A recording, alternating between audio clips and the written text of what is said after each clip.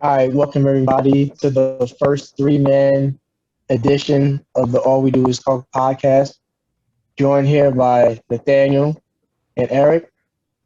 What's going on, fellas? I'm Isaiah. Today we got some interesting stuff to talk about. We're going to talk about review the finals, and then we'll talk about some Team USA stuff. And then at the end, we might even talk about some of this Texas OU conference realignment. So how you guys doing today, by the way? Doing all right. Just enjoying another Monday. You know how it is. Yeah, just getting after it. Start of the week. Yep, yeah, that's what's up. Also, want to plug all our socials. Moody's got the social names. Sorry, I don't have the exact names of them. What's our socials we got going on? All right. So you can follow us on Instagram and on Twitter at All We Do Is Talk One. I'll say it again at All We Do Is Talk One. You can also follow me on my personal social at nmoody804 on Twitter.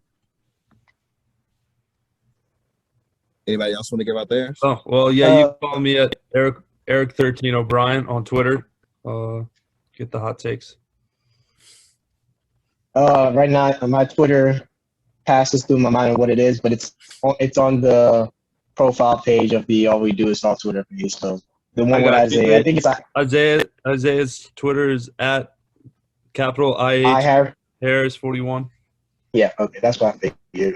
I've changed it a couple times because Twitter allows you to change your Twitter name, luckily, unlike other social media sites. So let's get it going. Let's talk about the finals. We got the Bucks coming back from a 2-0 deficit to overcome the Phoenix Suns and win in 6. We got Giannis finishing out as the finals MVP. We got some competitive basketball games, a little sloppy here and there. Folding all around, but I thought it was a pretty enjoyable finals. Yeah, overall, it was a lot better played series than I was expecting, mostly because we didn't think Giannis was going to be as healthy as he ended up looking in that finals. But, yeah, really good basketball between probably more like the 4th and 5th best teams in the league who just happened to be matched up with each other in the championship. But, yeah, it was a really good matchup and a really fun finals. This is also our shout out that even when Giannis was hurt, I did always pick the Bucks in 6, and I got my futures bet in, and I never lost faith. Shout out for them pulling through. Eric, how do you feel about the finals? I thought it was a pretty good finals. You know, it wasn't preseason exactly the finals we wanted to see. I think we all know that. I think injuries definitely tainted this playoff time, I guess, with how many All-Stars were out. Yeah, I was also surprised with Giannis's health in this series after his injury against Atlanta in the finals, in the Eastern Conference Finals. But he was spectacular. I just wish we got 7 games. I wish the Suns defended home court in Game 5. But what can you do? They weren't the better team. Yeah. Yeah. So let's breeze through some of the games. So in Game 1, we had that was Giannis. That was the CP game. Yeah, that was the game where Giannis was coming back. I think he only took like 9 to 10 shots. He had the 17 rebounds, but he only had like 17 points. Surprisingly, he was still very active in that game, which kind of probably – and I don't know where I saw this, but when I was looking at the stats, Phoenix out-rebounded in every single game, so that didn't – in the end, that became the detriment to them. But in game 1, though, Ayton had 19 rebounds, so that was also a huge help in that. That was probably the best game. That was probably the best game from Ayton by far.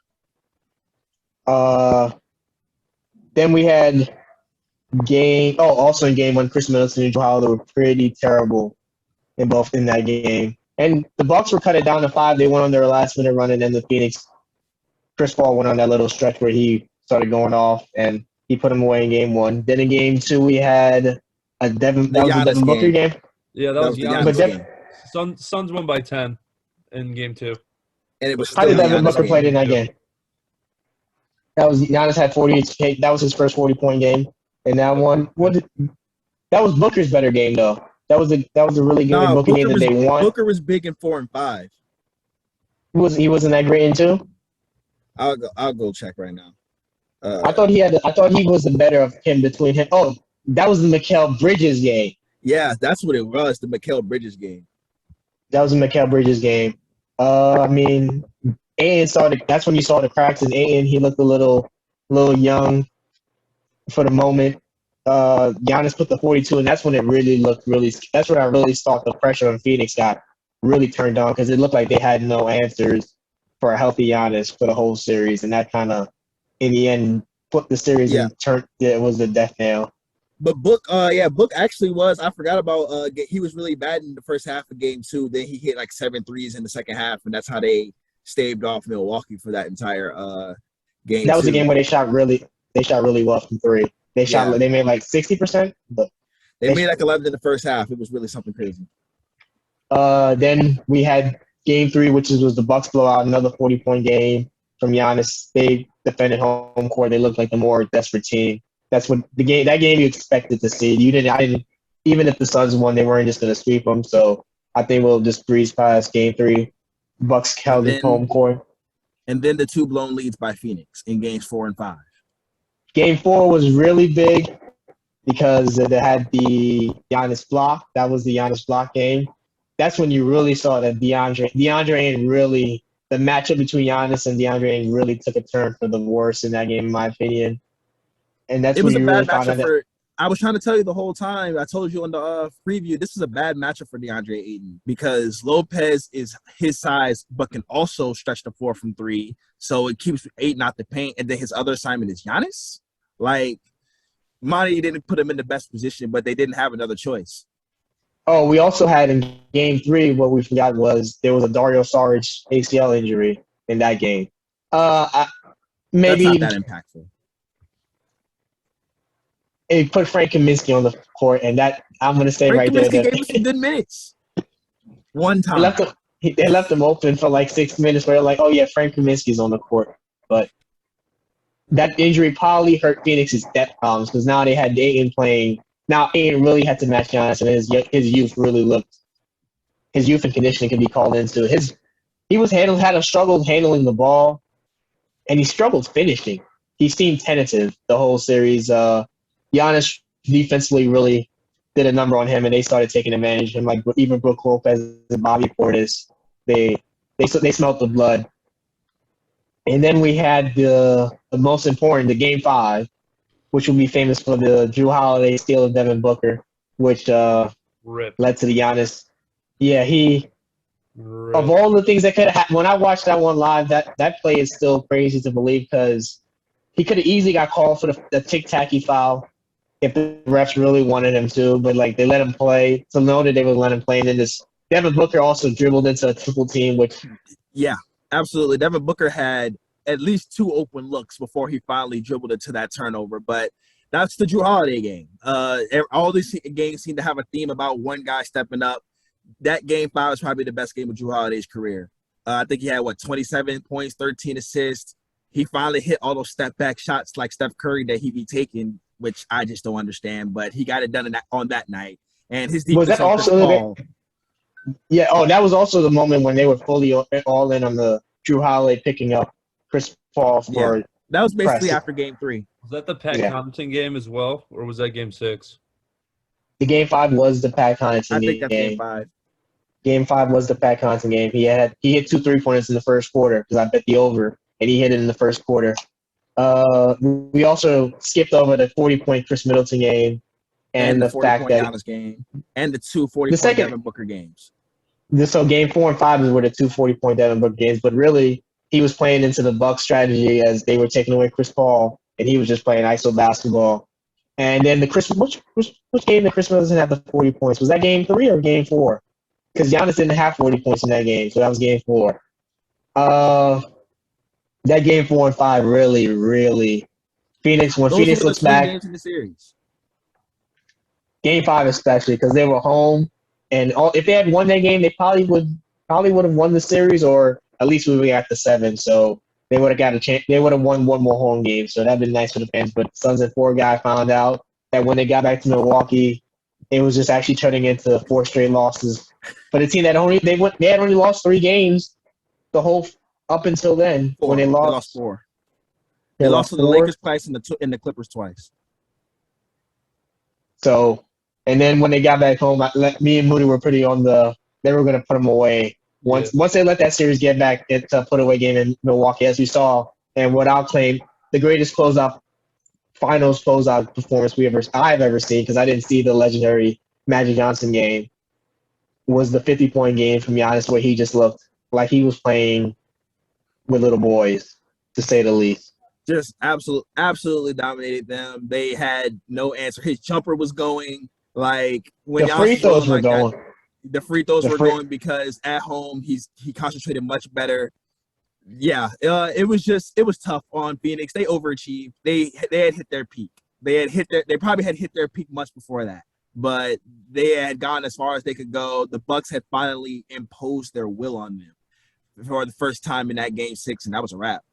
Yeah, I think Drew Holiday, one of the most underrated players in the league, he will finally get his due, because the job he did on even though Chris Paul was scoring at him in the half court, Chris Paul was only going at that when it was clear and obvious that I've got it. And even if you realize then he started missing those automatic mid-range jumpers that he was hitting, they went from being 75%, like you saw against the Clippers, to I'm just hitting this at a 40, 50% clip now, and I'm missing a lot of these.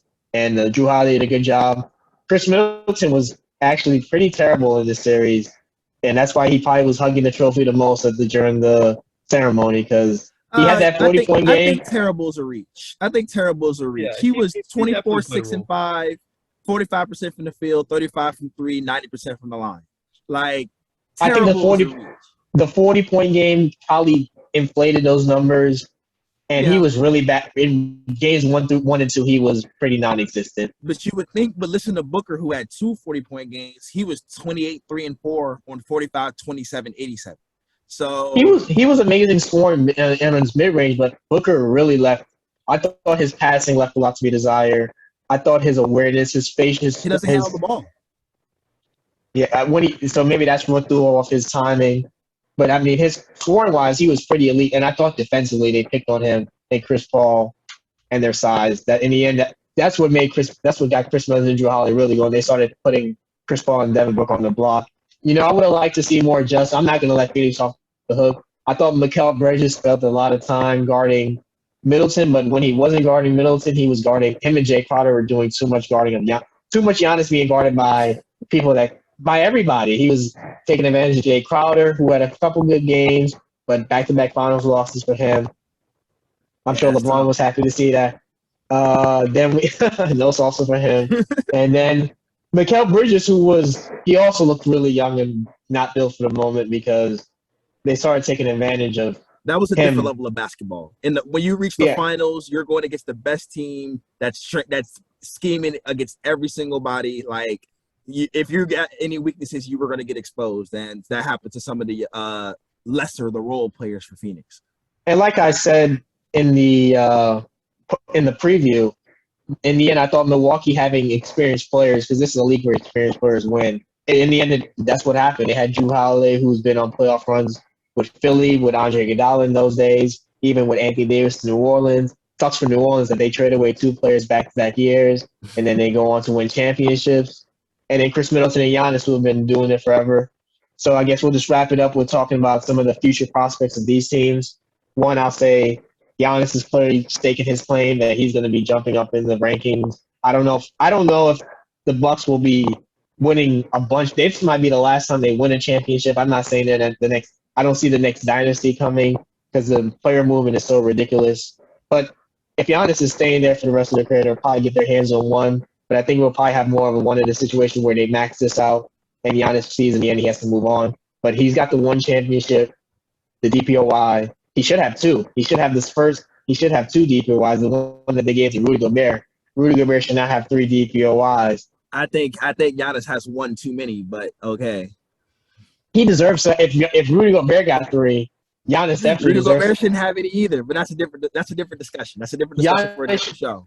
Looking back, I'll claim it. Giannis should have been the back-to-back MVP. He should have been the back-to-back MVP and DPOY.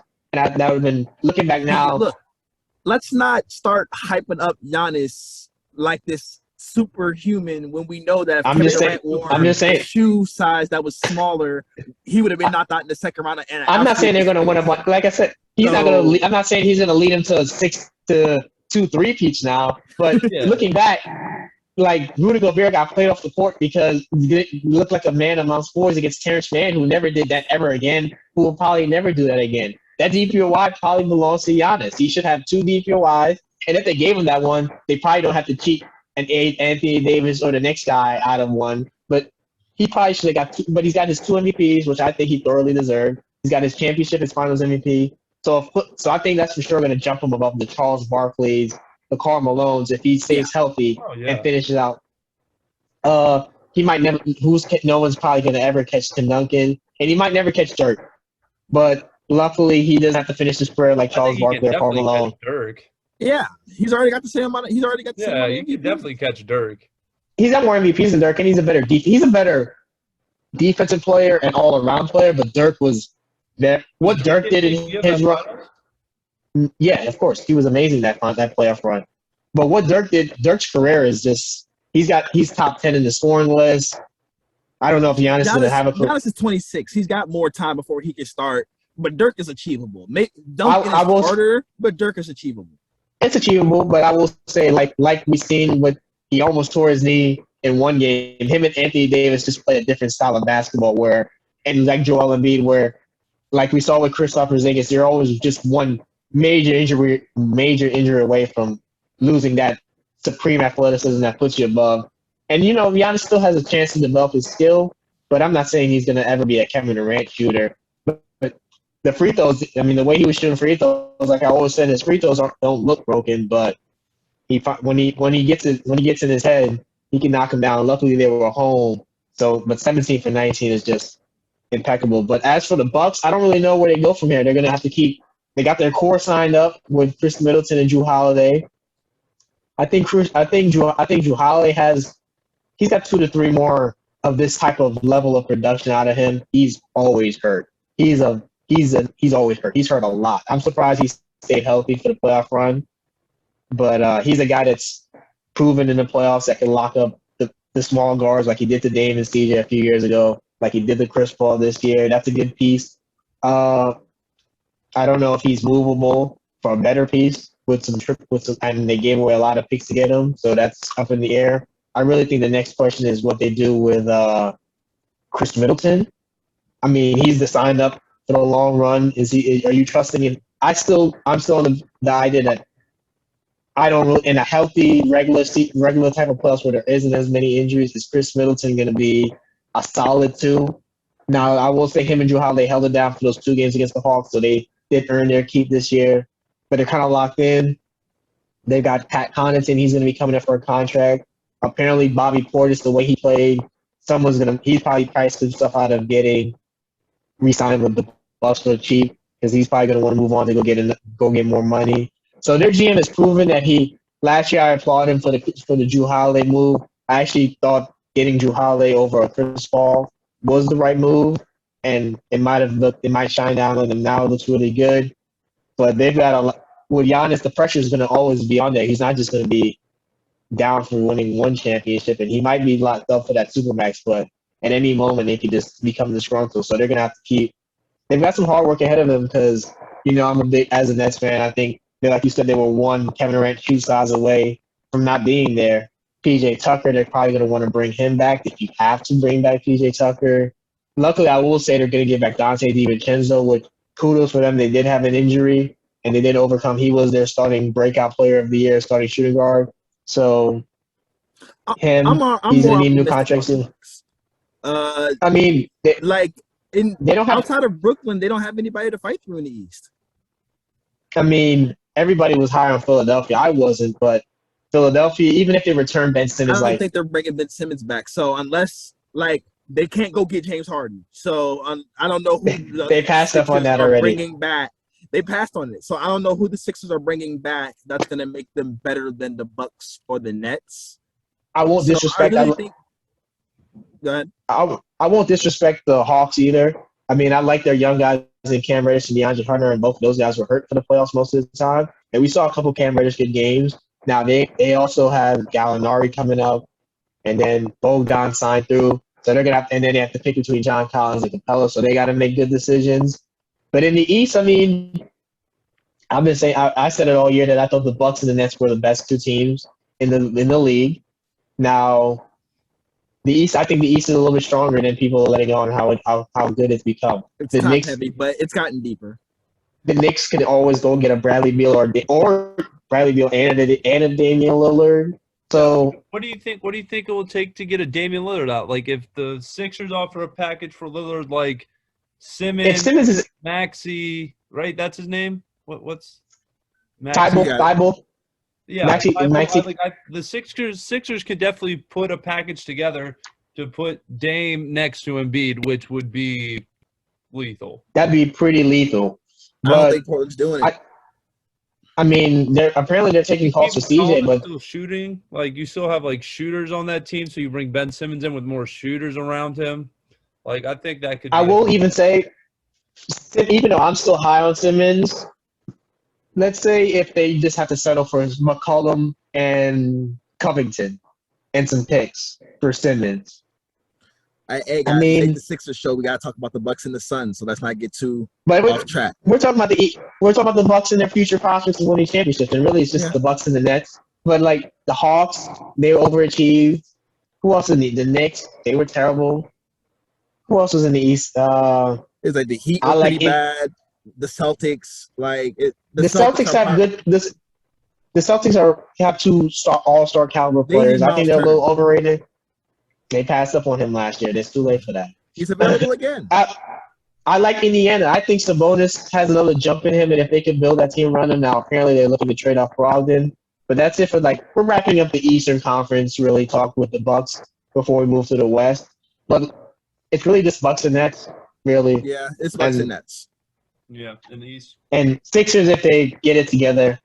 If they could either fix Ben Simmons or trade him for the right piece, like. If they're just trading Ben Simmons for D'Angelo Russell, that's not it. That's brutal. So on the Suns side, who I think they look like last year's Miami Heat. They overachieved this year, and I think they overachieved because they had a player who was on his peak, using the last of his peak to get him where they got him. Now, luckily for them, everybody was calling Tyler Hero Devin Booker, but Devin Booker is actually Devin Booker. So they still have Devin Booker, and they made him happy. They showed that they can make him happy. DeAndre Ayton is in Luka Doncic's draft class, so they're up for contract extensions this year. You're probably gonna have to get him going for a big extension.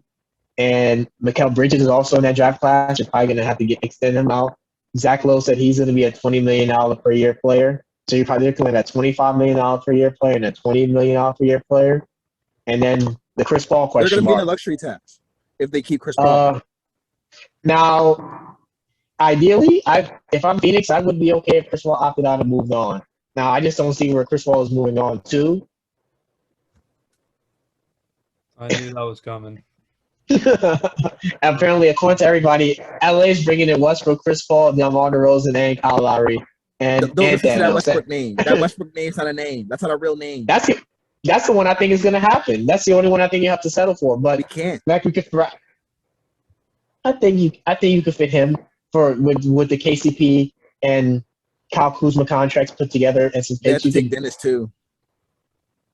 It's the Washington. They might have to suck up and for Russell, they'll suck up and take anything that they can get because he's appreciating as it gets. Even though he's still putting up a great season. And I'd love to see Russell play with LeBron James, actually. You don't fit for the regular season. They'll throw lots to each other during the regular season. Russell Westbrook is not the shooting that you need. I'm just talking about for play style. It's not going to be good in the playoffs, but Russell Westbrook throwing lots to LeBron throwing lots to Russell Westbrook, AD included. That's going to be some good dunks and good show. What we building for? Hey, I think that window's closed, but we'll continue. So the Suns, they got I don't know, they got a decision to make. If Chris Paul opts out, I think it'll be better for their future prospects. But I'm pretty sure they're saying he's gonna opt out and they're gonna resign him. And if they resign Chris Paul, they have to. If he go ahead, finish up. They got this far, they gotta resign Chris Paul. It only makes sense. Chris Paul was he wasn't the best player on that team the way people were trying to make him out to be, but he was definitely the heart and soul. And I don't see how they get back to this level at any point without Chris Paul. let alone the next 3 years. So I think they're of the mindset of they might even have to sacrifice one of their young guys to keep Chris Paul and hope that they can try to make it happen in this 3-year run, because this is probably the weakest the West is going to be. Kawhi's going to be on a ACL problem next year, so you're barely going to see Jamal Murray. him. You're hoping LeBron and AD are just old and injured and like can't go fight through it. But other than that, those are the only teams in the West the Suns have to really fight through. So they gotta go all in with Chris Paul and try to hope they can like draft and develop the replacement coming up later. But yeah, I think they got to be all in on Chris Paul. I'll say it now. I've seen enough. If he opts out and they re-sign him up for 3 years, $99 million, they might get one more good year out of him. But those last 2 years are going to cost him Devin Booker. That's what you look at. Nah, Devin will appreciate them chasing a title. I think he'll appreciate them chasing a title. And Phoenix might add somebody. And they'll be maxed out because they have to sign Bridges and Ayton. So they're not the only person they probably added is Chris Paul. 36-year-old Chris Paul? At least. I don't know. You saw Drew Holiday give him problems, so you're hoping that Devin Booker makes the next week and he becomes the, without a doubt, best player on the team. But I don't know how you can win a championship, like I say with Portland, with two non-defending undersized guards. I think it's time to go another way. You see that Devin Booker could be your lead guy. You see that DeAndre Ayton, even though I think he's still very overrated, is still a good piece. I like Bridges, even though I like the Bridges in Charlotte better. But they needed a lead guard. I mean, can you buy into this campaign hype? He was amazing in Game 6. He scored 10 points in 10 minutes, and he looked amazing in the playoff run. He's a free agent. I mean, you can get him for $20 million for 3 years, and he'll be a better player in 3 years. Yeah, you think it's crazy to think that he's not worth terrible zero money. 20 mil? Something about the hand campaign, 20 mil? Like, yes, I know he outplayed Dennis Schroeder, and we know Dennis Schroeder asked for 25 mil. But I don't think anybody is crazy enough to go hand campaign a $20 million a year check. But hang on, Eric, I know you were really big on the Suns this year. What do you think about their prospects going on in the future? I think the window is closed. I think not closed completely, but I think it gets harder. I think you got Golden State coming back healthy with a Clay, Steph. They're going to be, and they got 2 lottery picks and a Wiseman, so they could easily add Bradley Beal. They're going to be juiced up to finally be able to compete again. I think the Lakers, LeBron's always going to be competing for titles. LeBron and AD is always going to be scary. Now I don't know what they're going to add around them. Yeah, I don't know what they're going to add around those guys. I need to see what the moves they pull off. Different episode. Yeah. We already talked about this. We wrapped up when we were going through the previews, we wrapped up the teams, but the basics, and then the other teams, the Clippers. Now, unfortunately, Kawhi's got that ACL problem. I think that makes them think the door's more open than it is. So that's scary. All right, I got a question. Okay. So, did y'all think the Suns were the better team? No. I kept hearing that narrative, but I think everybody was buying into the Giannis injury.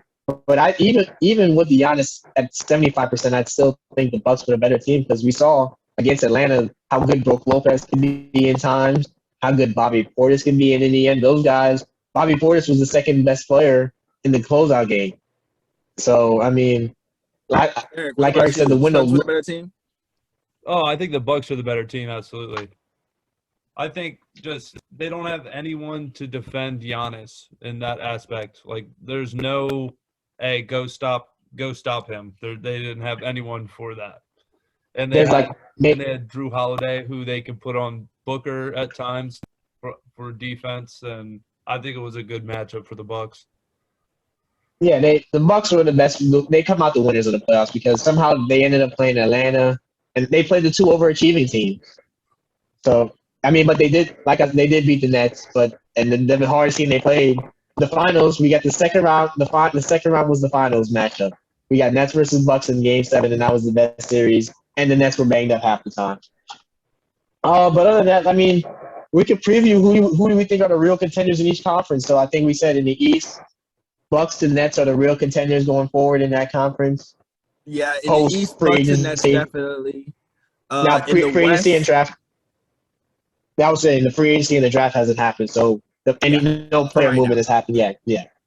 Yeah, for right now, for the rosters that's currently constructed in the East, definitely Bucks and Nets with like sneaky Atlanta and Boston as like backdoor possibilities if injuries happen or something. In the West, it's probably the Lakers and the Suns. Like I don't know. I don't believe in Utah. We'll see what Dallas does, but Dallas had a lot of turmoil going on. Let's see I'll who else. actually Denver, but Memphis. Jamal Murray's coming off the injury, so yeah, the West is going to be pretty open next year. Yeah, I don't really know who the contenders to go with because like the Lakers are probably have the best two players in the conference, with the exception of Luca, who I will take. I think next year the Dallas Mavericks, if Jason Kidd isn't just a big, terrible coach, which that's all he's shown us to be, Luca Jason could Kidd carry. is mediocre at best. Like I they're think not Luca going to will. be. I think Luca will carry him unless the Olympics take too much out of him, which actually I don't think that'll be a problem. leads us to our next topic. We're going to talk about Team USA. Oof. Team USA. All right, Isaiah. So- Let me. I got some notes written down here for Team USA. So Team USA lost to France 83-76 in their preliminary exhibition opener. I watched the end of that game. Somehow with Kevin Durant, Damian Lillard, Jason Tatum, USA shot 36%. Bradley Beal, 36% and Zach LaVine. You leaving out the names. They got them all. Jeremy Grant didn't play. So and neither did Middleton really. But Middleton's probably too late. Yeah. Middleton, yeah.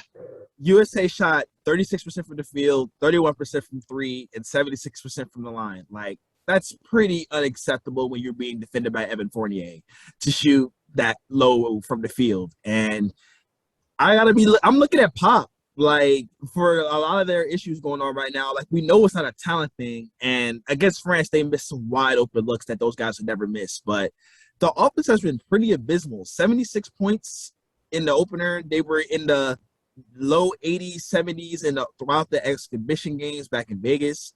It doesn't make any sense that their offense isn't grooving the way it should be, and that's been a big disadvantage for them. Like France only shot 47% from the field. They didn't even shoot better from three than USA, but they just managed to get better shots, especially down crunch time. Does international play allow more physicality than the NBA? Absolutely. I will say I think that's probably definitely affected them in a way for sure. I will say I actually prefer to watch this style of international basketball. It's actually a little bit more. It's better. It's better. It's more physical, but it's not over the top physical, as Kevin Durant found out because they picked on him and he had 4 fouls and he fouled out in the end and they kept him on the bench, which really hurt the team because he's the only like. If he gets going, he's going to be unstoppable. But I think the bigger problem is just I don't even think it's Popovich really because I don't think they're listening to him. I just think it's the team is, as you've seen with the other teams, with Slovenia and Luka. Luka runs the show, and he has his other 4 role players that know how to play their role. I watched the Spain game, and I watched the Spanish game, and they have Ricky Rubio, of all people. He's been running that program as the lead guy consistently every time for like – since before he got drafted. That's him getting found at the Olympics is what got him drafted over. He was Luka Steph Curry. That's how he got drafted over Steph Curry because he was so good in international play. And he's got the Gasol brothers because Pau was out there. Surprisingly, I didn't expect to see Pau and Mark were out there doing their roles. And I didn't see Serge Ibaka, but maybe I missed him because he used to play for Spain. But maybe I missed him. In the little because I watched parts of the game in and out. He's probably recovered from that back. I doubt he was. Oh yeah. That's why he wasn't playing. And like they know their roles and like those teams. I'm hearing today. Those teams play with the same players in the same program year in year out. They don't just like the team that we sent to the last FIBA games wasn't Kevin Durant wasn't on it. Dame wasn't on it. Joe Harris was on that team. Those are the type of players who was on the FIBA team. So either they're going to have to get a core of 5 to 6 guys that are always on the team, your starting lineup, and your 6th man that you're pointing and you rotate the other guys. Also, I think it's just an indictment on how bad NBA basketball is really because they hunt fouls. I think that's the biggest problem. Yeah, they hunt fouls all game and they don't get them. Yeah, And then, I think that's definitely the biggest problem with what's going on with USA during this whole Team USA process. Has just been they don't know how to score through physical contact anymore. It's straight like head jerk, try to draw the foul off the screen, run into a guy, and the referees are just swallowing their whistles and like, nah, go ahead, keep playing because we're not just handing free throws for nothing. And it's really exposed a lot of the flaws in the NBA game, and that's been a real big problem for them. And we also got to give shout outs to Evan Fournier on Team France, Rudy Gobert. Those guys Nicholas balled out. Batum. And Batum, that him too. They cooked. They were cooking the Team USA. Outside of an early stretch in the fourth quarter, Team USA's defense was not up to par. Outside of Drew, They play no Holiday's defense. effort. They play no defense. Not That's at all. all. Eric, I will say you were lucky you didn't have to watch the possession where the USA was down by 2 and they jacked up 5 straight bricks. But they were wide open. No. They were wide open, to be fair. Yeah, they could have attacked. I They think should care enough. Like, Yeah, no, to watch Evan Fournier cook you for almost 30 points. Yeah, Damian Lillard. Yeah, wait, Evan, you look like Evan Fournier and Rudy Gobert. That's who giving us problems. Evan Fournier was terrible in the playoffs. He played for Boston this year. He had a couple good stretches, but he was pretty bad. And Nicholas Batum, he's a role player. Like, it's unacceptable to send all-stars and lose to role players. Plus, like every team, I hate the narrative that the world's catching up, but it's not Team USA versus the world. It's Team USA versus France's few good players, and Team USA versus Nigeria's few good players. It's not like that Rising Star Challenge where they put all the USA players versus the world players, and it's like, okay, they caught up. Yeah, the world's gotten better. I also think it shows how bad, like, some players, like, all of our players are only scorers. Kevin Durant is mostly a scorer. Damian Lillard looks like he's struggling out there to facilitate with good teammates, which makes me question how good he would be with good teammates, because he just looks to get his shot up, and it's been off, and he looks like he's struggling. This also isn't our full-blown team. Like, we don't have LeBron. Yeah, that's there. the point I was ready to make. Yeah, like LeBron's not out there. This ain't Team USA. Steph, Kawhi. Let's be real. We shouldn't have to be setting LeBron with Kobe Bryant or LeBron with Kevin Durant. Like, yeah. Oh, you can win with LeBron James team up with either Kobe or Kevin Durant. And Steph Curry. And for sometimes now, it would be nice if they had a Steph Curry or a James Harden. But like Kevin Durant and Damian Lillard and Jason Tatum, that's all supermax players. Here's the other issue: the Keldon Johnsons, the Jeremy Grants, like those are your role players. Those guys, that should be John Zion. Like, why is that Keldon Johnson and Jeremy Grant when we got young guys who we got young guys who get ready to take over the league, and we say Keldon Johnson out there? We know why Keldon Johnson's on the team, because the head coach of his real team is the head coach of the program. Exactly. Everybody was talking about Pop. I mean, what is he? I mean, Pop just looks like he's out there sitting on the bench. Like, that's what Coach K did, except Coach K had Kobe Bryant playing with LeBron James and Dwayne Wade. So, like, okay. Or he had LeBron James playing with Kevin Durant and Steph Curry and Anthony Davis. So, yeah, you can just roll it out. But now they shouldn't even have to unfortunately, they have no bigs. Like, none of the bigs in America from this country are good. We have no good bigs. Like, they have to call JaVale McGee. But that's one. But so you got to go with JaVale McGee? What is JaVale McGee doing on the Team USA? We need a Shaq in the full moment? AD didn't go. That's one player. Like, we don't have any other bigs, like Triple J, but we don't have any other, like, Drummond. I would say, now, unfortunately, I found that Jared Allen is a restricted free agent. So apparently he wasn't going to play because of his impending free agency, and not take the chance of losing money before he gets his first big payday, which is acceptable. But you got to get if Jared Allen was on this team, like, you wouldn't be getting dominated by Rudy Gobert in the paint where he's just 6-for-6 on easy putback dunks and layups. Yeah, and France won their second chance points by 9, and they won the game by 7. That was almost the difference in the game, just France's ability to get second shots. But Eric, since I'm assuming you missed it, France went on like a 16-2 run to close the game out. It was I only saw the fourth quarter. It was pretty hard to watch. They looked pretty bad. Go ahead, Ed. What'd you say? Me? He didn't. Yeah. He didn't know. He was unaware of the 16-2. Oh yeah, 16 it to 2. got, USA went up can't 7 have with it. like 5 minutes to play. It just didn't do anything the rest of the game. It was really ugly. I mean, now they could turn it around and still win gold, but They should still win gold. Like I've already, despite the loss to France, despite Luka being in Slovenia, despite all of that, that team has Kevin Durant, Damian Lillard, Jason. That's the best team in the world, and they should win the gold if they decide to. But if they're going to keep taking it casual, like they're the MJ Dream Team, or they're the Kobe Redeem Team, or they're even LeBron KD team from 12 and 16, they're going to get got. Like they have to actually try, and that's really the difference between the gold medal for them or a disappointment. and even worse is Giannis isn't playing for Greece. Jokic isn't playing for his team. Kristaps Porzingis isn't playing. They avoid some of the good NBA players. So can you imagine what Jokic would do to this team with Bam on him and that'd be Draymond a Green? bad matchup. So I'm gonna put out the question. I already know my answer, but we're gonna go Team USA for gold versus the field. Who y'all got? I got Team USA. Even though, like I said, there are other teams out there that look like they could give USA a bigger run than usual. I think when the games count, the USA will try their hardest, and nobody will be able to compete. Eric? I'm gonna go with the field. I'm gonna take Luka, and I just think there's too many other teams that can give them fits that they won't get it. I don't think so. I've already placed my future bet down on Slovenia. I will also take the field. I read the stat that if anytime Team USA has lost a game in any period of the tournament, they have never won a gold medal. And so they already lost the game. They don't want to see France again because apparently Evan Fournier plays like Kobe Bryant against them. And I think so. I think Luka Doncic would have a fun time playing Team USA just to put on one of those.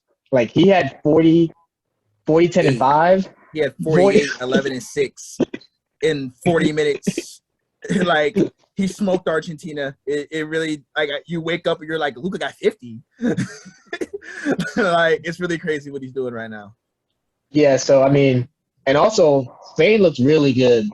And if they got Marcus Gasol and Pau Gasol clicking, that's gonna be a bad matchup because they're Honestly, gonna eat. to me, the next best team is Australia. With Patty Mills over there in Australia, that team with Matisse Thybulle, they're loaded over there, man. They're going to be Joe really, really Ingles. good, and they've been playing together for a while. Yeah, so now that you even bring them, I forgot about them. And France, we're doing France, Spain, Australia, and Luka in Slovenia. Yeah, I'm pretty confident with the field Hey, for the side gold note, you medal. notice your boy Frank Ntilikina can't even get on the French national team no more? It's crazy. He was on the FIBA team and he looked amazing. Yeah, the FIBA team against Joe Harris. He usually plays for France, but who knows? Is he on the roster or is it confirmed? Riding the bench.